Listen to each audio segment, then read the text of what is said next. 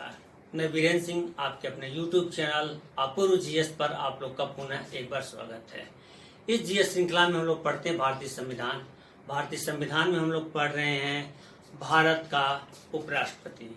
इससे पिछले वीडियो में हम लोग पढ़ चुके हैं भारत के राष्ट्रपति से संबंधित जितने भी क्वेश्चन आते हैं, जैसे उसकी योग्यता, उस पर महाभियोग, राष्ट्रपति का विशेषाधिकार, राष्ट्रपति की आपातकालीन शक्तियां, राष्ट्रपति की विवेकी शक्तियां, यह पूरी की पूरी राष्ट्रपति की लिस्ट हम लोग पिछले वीडियो में पढ़ चुके हैं। जो लोग वह वीडियो नहीं देखे हैं वह उस वीडियो को जाकर वहां पर देख सकते हैं, और जो लोग इस चैनल को पहली बार देख रहे हैं, इस वीडियो को पहली बार देख रहे हैं, वह चैनल को अवश्य सब्सक्राइब कर लें। तो आइए हम लोग देखते हैं भारत के उपराष्ट्रपति। अनुच्छेद 63। इस अनुच्छेद 63 में कहा गया है कि भारत का एक उपराष्ट्रपति होगा। यह जो उपराष्ट्रपति होगा, जब राष्ट्रपति नहीं रहेगा या पद त्याग या मृत्यु के बाद उसके कृत्यों का निर्वहन करेगा, और ये जो उपराष्ट्रपति होता है ये राज्यसभा का पदेन सभापति होता है। इसके बाद अगर हम बात करते हैं जो ये उस उपराष्ट्रपति है, इस उपराष्ट्रपति की योग्यता क्या है, तो हम योग्यता की अगर बात करते हैं तो राष्ट्रपति की जो योग्यता है वही उपराष्ट्रपति की भी योग्यता है। केवल दो बातों में असमानता है। वह दो बातें कौन कौन से हैं उसके बारे में हम चर्चा कर लेंगे। ये इसकी योग्यता अनुच्छेद 66(3) में कहा गया है। अनुच्छेद बहुत ज्यादा नहीं पूछता है, लेकिन इसकी योग्यताएं पूछी जाती हैं। तो इसमें हम देखते क्या है, जैसे वह भारत का नागरिक हो। कोई भी व्यक्ति अगर संवैधानिक पद पर बैठ रहा है तो वह भारत का नागरिक होना आवश्यक है। ठीक है, राष्ट्रपति की जो योग्यता है वही यहाँ पर भी है, भारत का नागरिक होना चाहिए। दूसरा कहा गया है कि यह 35 वर्ष की आयु क्या है, पूर्ण कर चुका हो, यानी इसकी उम्र कम से कम 35 वर्ष से अधिक होगा, वही उपराष्ट्रपति का चुनाव लड़ेगा। अगली अगर हम बात करते हैं तो जो विभिन्नता है राष्ट्रपति और उपराष्ट्रपति वो हम देखते हैं। यहाँ पर कहा गया अगला, यह राज्यसभा का सदस्य निर्वाचित होने की योग्यता रखता हो, यानी ये क्योंकि राज्यसभा का सभापति होता है पदेन, इसलिए इसकी योग्यता है कि राज्यसभा का सदस्य होने के लिए क्या है, योग्यता रखता हो। लेकिन यही राष्ट्रपति के बारे में हम बात करते हैं तो वहाँ कहा गया है कि वो लोकसभा की योग्यता रखता हो। अगला जो है विभिन्नता की बात करते हैं। दूसरा विभिन्नता है आपका, यहाँ पर 50 मतदाताओं द्वारा प्रस्तावक, माफ करिएगा, 20 मतदाताओं द्वारा प्रस्तावक और 20 मतदाताओं द्वारा अनुमोदन होना चाहिए। इसी तरह अगर हम राष्ट्रपति की बात करते हैं तो वहाँ कहा गया है 50 मतदाताओं द्वारा प्रस्तावक और 50 मतदाताओं द्वारा राष्ट्रपति का अनुमोदन होना चाहिए। लेकिन उपराष्ट्रपति के लिए कहा गया है 20 प्रस्तावक और 20 अनुमोदक होना चाहिए। यही दो चीजें राष्ट्रपति और उपराष्ट्रपति में विभिन्नता है, बाकी शेष समानता सब एक तरह से है। अगला अगर हम बात करते हैं उसमें, जो उपराष्ट्रपति है यह किसी सदन का सदस्य नहीं हो सकता। यह सदन हो सकता है आपका लोकसभा, राज्यसभा भी हो सकता है, या राज्यों के जो है आपका विधानमंडल है इसका, यानी इन दोनों में से किसी का यह सदस्य नहीं होगा, ऐसा कहा गया है। अगर है तो उसको त्याग पत्र दे देना होगा, और चुन लिया गया है तो ये माना जाता है कि चुने जाने से पूर्व ये क्या है, पद इसने त्याग दिया है या छोड़ दिया है। अब आते हैं उपराष्ट्रपति का जो निर्वाचन है, यह इसमें कौन कौन भाग लेता है। संसद के दोनों सदन, ये संसद के दोनों सदन कौन कौन से हैं, लोकसभा और राज्यसभा। कि सभी सदस्य, याद रखिएगा यही क्वेश्चन आता है बस आपका, ये उपराष्ट्रपति में संसद के दोनों सदस्य क्या है, भाग लेते हैं। लोकसभा और राज्यसभा के जितने भी सदस्य हैं, यानी जो मनोनीत किए जाते हैं 14 सदस्य, 12 किए जाते हैं राज्यसभा में और 2 किए जाते हैं लोकसभा में, वह भी इसमें भाग लेते हैं। लेकिन राज्यों की जो विधान सभा है वह भाग नहीं लेती है इसमें।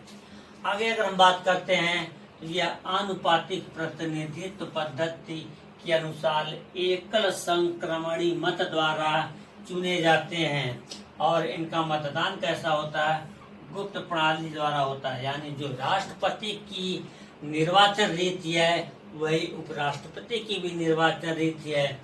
आनुपातिक प्रतिनिधित्व और एकल संक्रमणी मत पद्धति हम पिछले वीडियो में पूरा बता चुके हैं, वहां पर आप देख सकते हैं।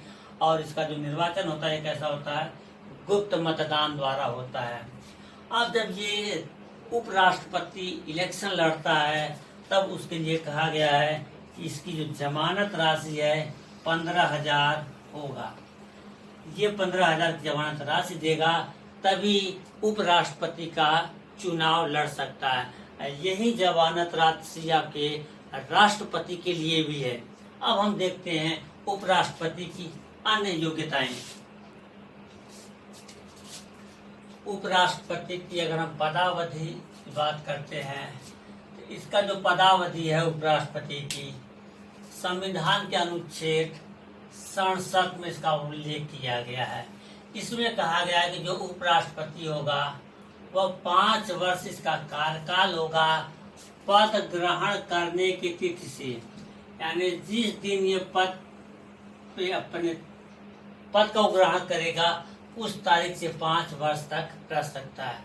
लेकिन इससे पहले भी वह अपने कार्यकाल से पहले भी वह क्या करता है, होने से पूर्व ही राष्ट्रपति को अपना त्याग पत्र देकर 5 वर्ष से पहले ही मुक्त हो सकता है।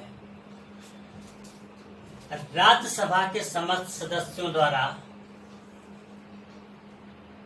बहुमत से इसे पदच्युत किया जा सकता है और लोकसभा उसे स्वीकार कर ले।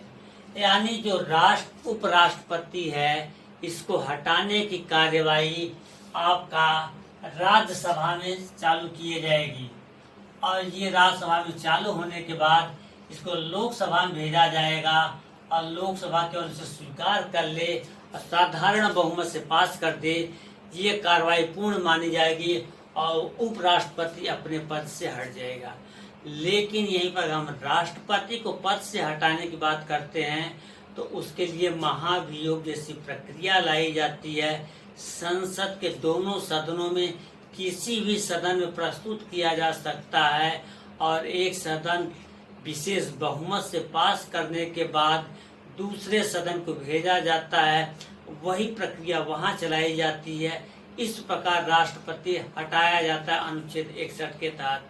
लेकिन यहाँ पर उपराष्ट्रपति की अगर हम बात करते हैं तो केवल साधारण बहुमत द्वारा राज्यसभा द्वारा पास किया जाता है, लोकसभा उसके स्वीकार कर लेती है।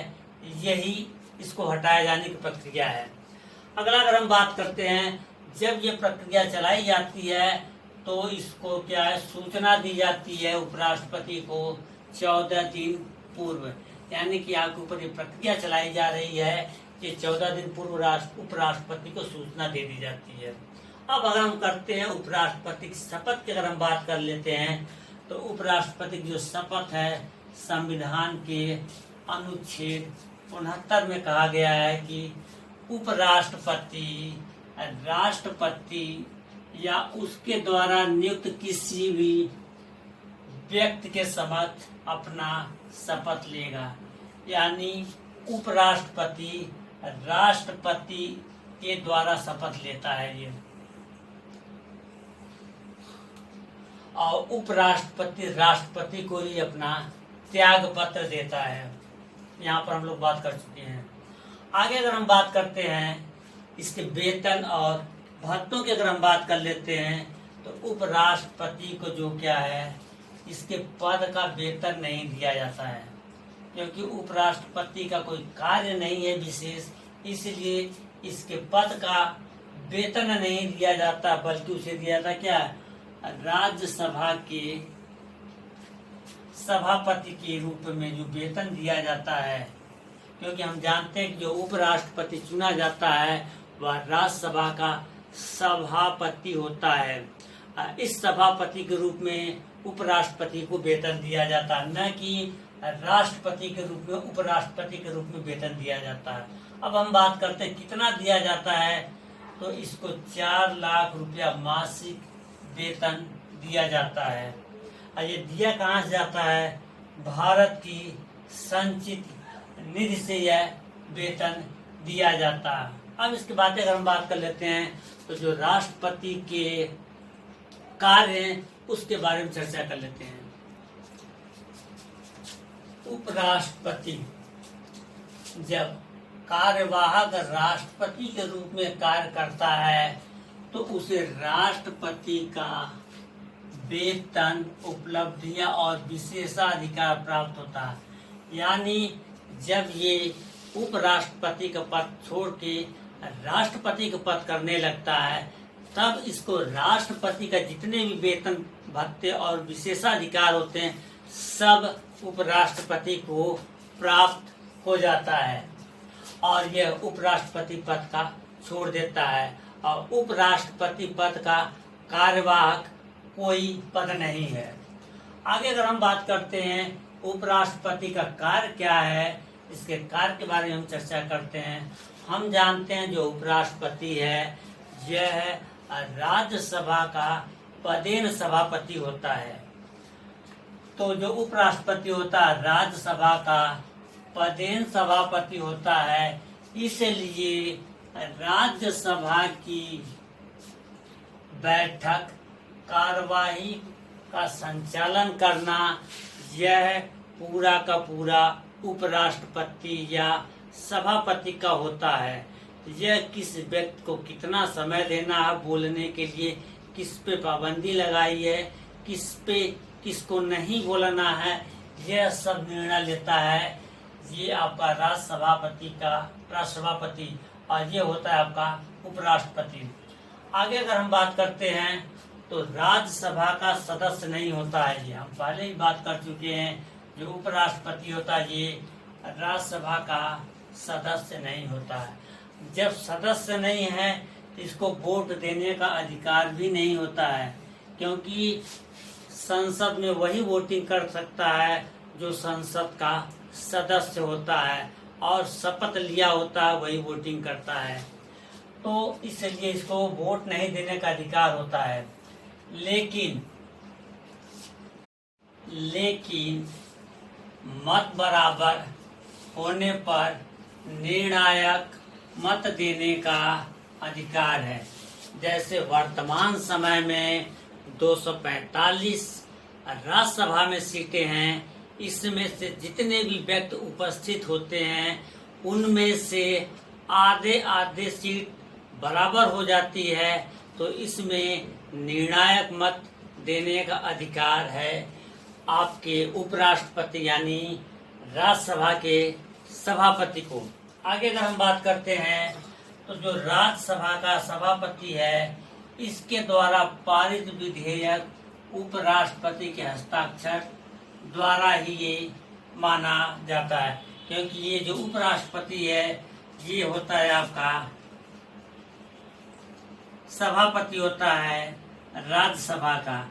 इसलिए जब ये हस्ताक्षर करता है उसके बाद विधेयक पूरा माना जाता है, दूसरे सदन को ये विधेयक भेज दिया जाता है। इस प्रकार उपराष्ट्रपति से संबंधित जितने भी क्वेश्चन बन सकते थे महत्वपूर्ण, वह सब एक जगह समेटने की पूरी कोशिश की गई है। अगर यह वीडियो आपको पसंद आता है तो लाइक, शेयर और सब्सक्राइब अवश्य कर लें, और जो लोग वीडियो को पहली बार देख रहे हैं वह चैनल को अवश्य सब्सक्राइब कर लें। पूरा वीडियो देखने के लिए सभी लोगों का धन्यवाद।